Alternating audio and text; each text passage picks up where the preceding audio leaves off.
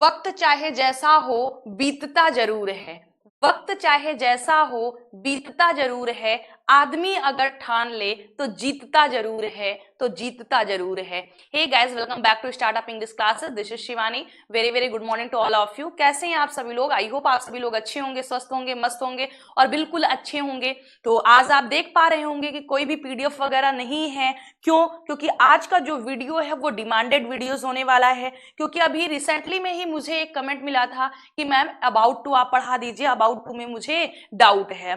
तो आज के इस क्लास में हम अबाउट टू को डिटेल से स्टडी करने जा रहे हैं कि प्रेजेंट में, पास्ट में, फ्यूचर में सेंटेंसेस कैसे होंगे, हेल्पिंग वर्ब क्या हमें यूज करनी है, मेन वर्ब किस फॉर्म में हम यूज करते हैं। तो आइए बिना देरी के हम लोग वीडियो को स्टार्ट करते हैं। तो देखिए, आज का हमारा जो टॉपिक है वो है हमारा अबाउट टू। क्या है? About to. आज का हमारा टॉपिक अबाउट टू है। सबसे पहली बात एक तो ये जानिए कि एक होता है आपका सिर्फ अबाउट, जिसका मतलब होता है आपका क्या, के बारे में। तो ये आप अलग सेंस में यूज करते हैं। ये सिर्फ अबाउट है, के बारे में। मैं आपके बारे में जानता हूं, आई नो अबाउट यू। तो मेरे बारे में क्या जानते हो, what do you know about me. तो ये आपका एक डिफरेंट है। लेकिन आज का हमारा जो टॉपिक है वो अबाउट टू है, यानी साथ में क्या लगा हुआ है, टू लगा हुआ है। तो देखिए, ये जो है वो प्रेजेंट पास्ट दोनों में यूज होता है। प्रेजेंट पास्ट दोनों में ही, क्या फ्यूचर में भी यूज होता है। फ्यूचर तीनों में यूज होगा, प्रेजेंट में भी, पास्ट में भी और फ्यूचर में भी। तो देखिए, यूज सबसे पहले हम देखते हैं कि आखिर अबाउट टू का यूज हम कहां पर करते हैं, प्रेजेंट में कब करेंगे, पास्ट में कब करेंगे और फ्यूचर में कब करेंगे। तो अगर हमारे हिंदी सेंटेंसेस की एंडिंग वाला है, वाली है, वाले है से हो रही है और सेंटेंस से ऐसा शो हो रहा है कि कोई भी काम होने वाला है, तो वहां पर हम अबाउट टू प्रेजेंट का यूज करते हैं।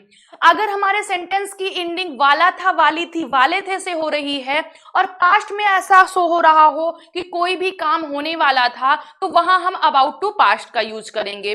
और अगर सेंटेंसेस की एंडिंग वाला होगा, वाली होगी, वाले होंगे से हो रही हो और ऐसा शो हो रहा होगा कि फ्यूचर में कोई काम होने वाला होगा, तो वहां पर हम सिंपली क्या यूज करते हैं, वहां पर हम अबाउट टू का यूज करते हैं।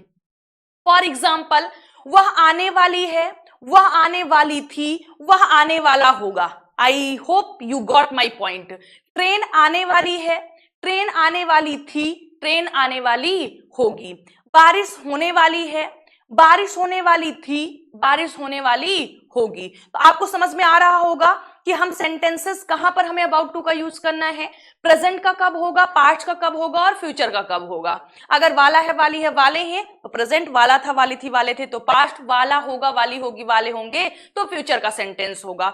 अब देखिए, यहां पर एक जो सेंटेंस है वो थोड़ा सा अलग तरीके से भी बनता है। जैसे मान लीजिए गांव वगैरह में हम बोल देते हैं ट्रेन आने को है, तो वाला है, वाले है, वाले हैं के अलावा को, अगर ये को आ जाता है हमारे सेंटेंस में, तब भी सेंटेंस से ऐसा शो होता है कि काम होने वाला है। जैसे सूर्य निकलने को है, वह आने को है, ट्रेन जाने को है, तो ये को आता है तब भी वो सेंटेंस हमारा अबाउट टू का होता है। हालांकि बहुत रेयर केस में होता है कि को लगकर सेंटेंस आए। मोस्टली सेंटेंसेस में वाला है, वाली है, वाले है, वाला था, वाली थी, वाले थे, वाला होगा, वाली होगी, वाले होंगे आएगा। लेकिन कभी कभी आपको कंफ्यूज करने के लिए या फिर कभी कभी आपके सामने कोई इन सेंटेंसेस को बोल भी सकता है, ट्रेन आने को है, ट्रेन आने को थी, ट्रेन आने को होगी, तो इट मींस वही सेंस निकल रहा है कि वाली है। तो ये भी आप समझ जाइएगा कि जरूरी नहीं है कि वाला है, वाली है, वाले हैं मींस वाला, वाली, वाले ही है प्रेजेंट, पास्ट, फ्यूचर में।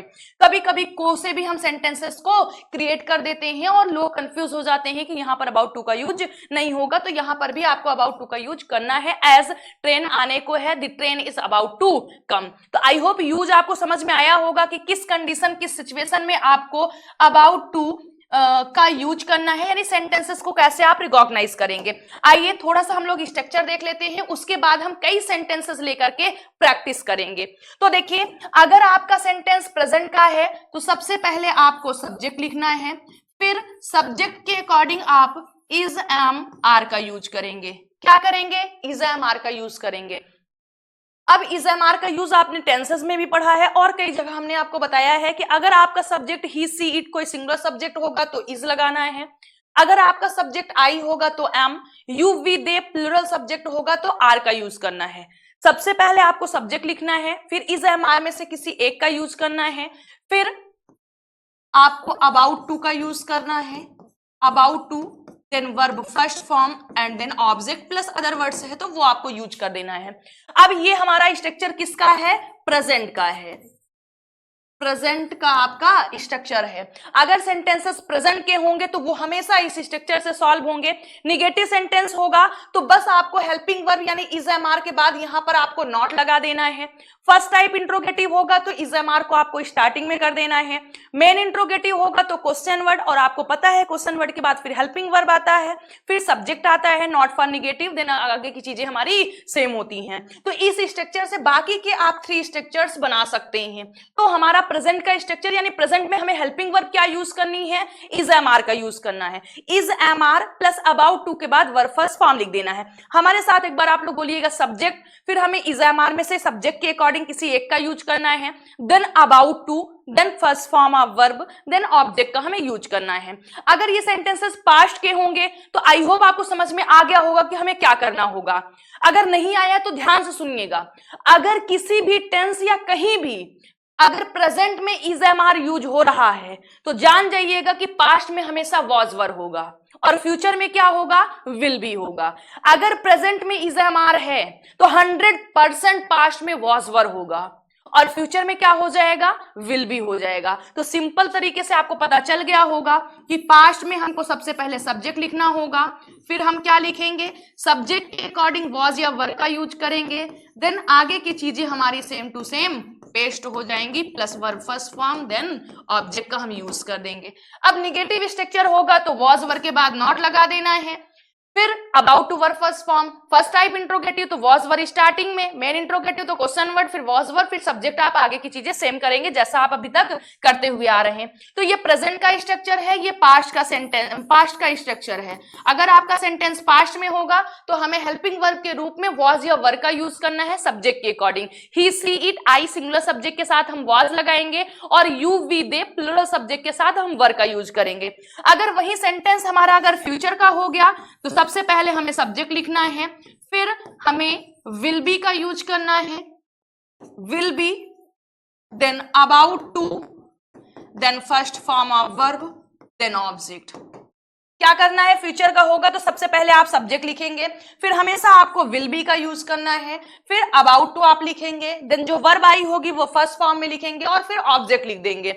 निगेटिव सेंटेंस होगा तो आपको नॉट जो है वो विल बी के बीच में लगाना है, subject plus will plus not plus be, फिर about to verb first form plus object हो जाएगा। फर्स्ट टाइप इंट्रोगेटिव तो विल को उठाकर आप स्टार्टिंग में कर दीजिए, मेन इंट्रोगेटिव है तो क्वेश्चन वर्ड फिर विल कर दीजिए। सो आई होप कि आप सभी लोग को यूज और स्ट्रक्चर समझ में आया होगा, क्योंकि वैसे भी बेस आपका स्ट्रांग है कि आपको पता है is am are was were का यूज आपको कहां पर करना है।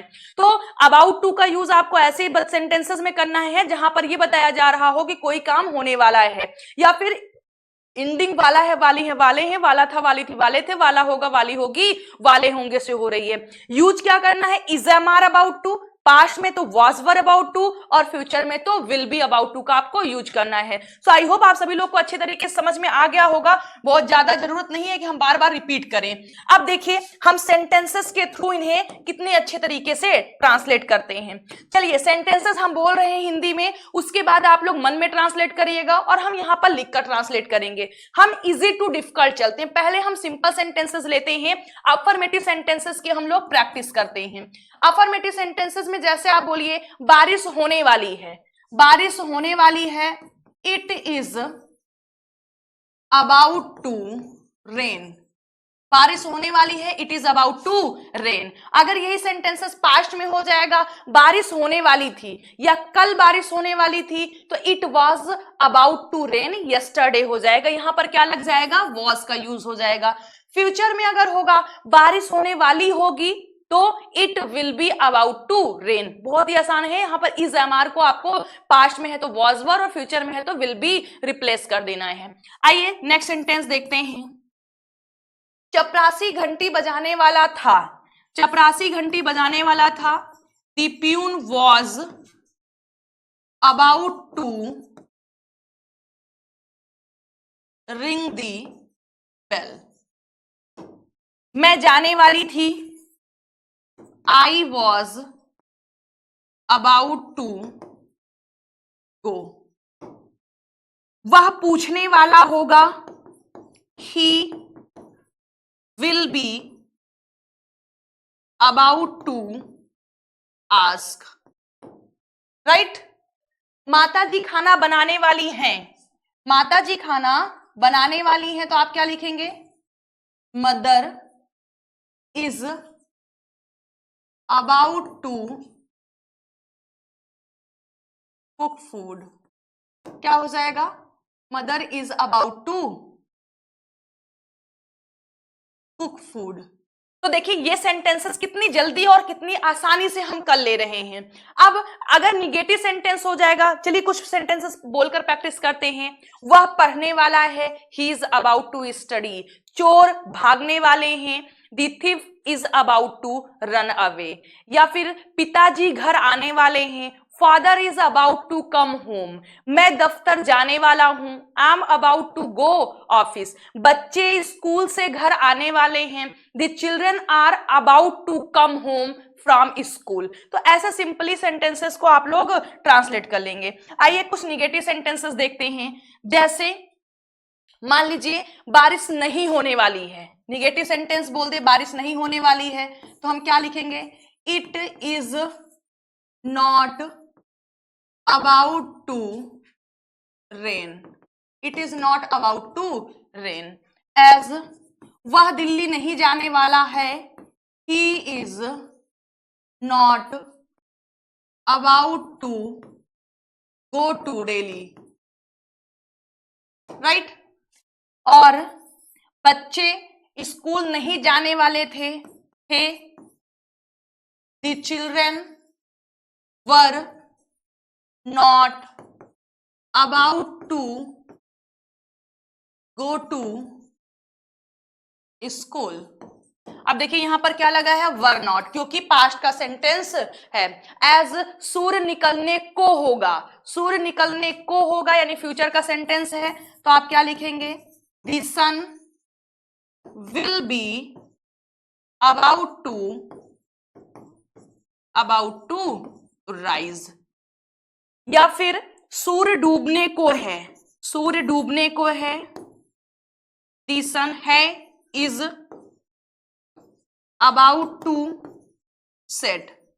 सूर्य नहीं डूबने को है, the sun is not about to set. तो इस तरीके से अफर्मेटिव और निगेटिव सेंटेंसेस को हम इंग्लिश में कन्वर्ट कर लेंगे।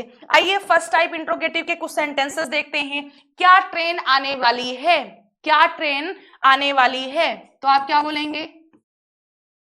Is the train about to come. वह कहां जाने वाली है? कहां जाने वाली है? मेन इंट्रोगेटिव है आपका सेंटेंस, तो क्या हो जाएगा? Where is she about to go. सबसे पहले आपको क्वेश्चन वर्ड लिखना होगा, फिर सब्जेक्ट के अकॉर्डिंग हेल्पिंग वर्ब यूज करेंगे, सब्जेक्ट और जो जिस टेंस का होगा, फिर सब्जेक्ट लिखना है, then about to verb first form. Not होगा तो यही यहां पर सब्जेक्ट के बाद आप नॉट का यूज कर देंगे। आइए और सेंटेंसेस देखते हैं। एज कौन आने वाला था? कौन आने वाला था, तो कौन का हु हो जाएगा, था तो was. Who was about to come. Who was about to come. पिताजी चाय पीने वाले हैं, पिताजी चाय पीने वाले हैं। Father is about to take tea. और मैं गाना नहीं गाने वाली थी, मैं गाना नहीं गाने वाली थी, तो आई के अकॉर्डिंग थी was, I was not about to sing a song. Next, क्या दादी माँ कहानी सुनाने वाली थी? क्या दादी माँ कहानी सुनाने वाली थी, तो फर्स्ट टाइप इंट्रोगेटिव है, क्या हो जाएगा? Was grandmother about to tell a story, tell a story. ऐसे सेंटेंसेस को आप इंग्लिश में ट्रांसलेट कर लेंगे। सो गाइस, आई होप कि आपको about to, present, past, future बहुत अच्छी तरीके से समझ में आया होगा, कि कोई डाउट नहीं होगा कि कहां पर आपको कौन से हेल्पिंग वर्ब यूज करनी है या सेंटेंसेस को कैसे इंग्लिश में आपको यूज करना है। ये हम पढ़ रहे हैं about to, present, past, future, जिसमें कुछ प्रेजेंट और पास्ट फ्यूचर के भी सेंटेंसेस हैं। अब आप इनके प्रेजेंट, पास्ट, फ्यूचर में सारे सेंटेंसेस को बनाइए, इंग्लिश में ट्रांसलेट करिए। अगर कोई सेंटेंस आपको डिस्टर्ब करता है तो कमेंट बॉक्स में लिखकर आप पूछ सकते हैं। हालांकि हमने शुरू कर दिया है, 1-2 दिन आपको वही वीडियो देंगे जो आपके रिमांडेड है। जैसे अभी एक हमें आर्टिकल पर बनाना है, तो आप, आई होप कि जिसने भी पूछा था ये क्वेश्चन, उनका ये डाउट सॉल्व हो गया होगा कि हमें कहां पर यूज करना है। कि और भी अबाउट टू के यूज होते हैं, लेकिन वो थोड़ा डिफरेंट होते हैं। पूछने का पर्पज यही अबाउट टू था, आई थिंक, मुझे ऐसा लगता है। और अगर आप कुछ और भी पूछना चाहते हैं तो आप कमेंट बॉक्स में लिखिए, आपको वो वीडियो प्रॉपर तरीके से 1-2 दिन के अंदर मिल जाएगा। तो आई होप कि आज की क्लास को यहीं पर फिनिश करना चाहिए, क्योंकि घड़ी भी कुछ कह रही है, बज रहे हैं रात के 11:30। तो चलिए आज की क्लास को यहीं पर फिनिश करते हैं, मिलते हैं आप लोगों से नेक्स्ट वीडियो में। लेकिन उससे पहले आप में से कोई ऐसा है जो आज पहली बार हमारे साथ जुड़ा है और अभी तक चैनल को सब्सक्राइब नहीं किया है, तो चैनल को सब्सक्राइब कर लीजिए, ताकि हर वीडियोस की नोटिफिकेशन आप लोगों तक समय से पहुंचती रहे और सारी अपडेट आप लोगों को मिलती रहे। तो चलिए क्लास को फिनिश करते हैं, मिलते हैं कल। So till then bye, take care, खुश रहिएगा आप लोग, स्वस्थ रहिएगा और मस्त रहिएगा।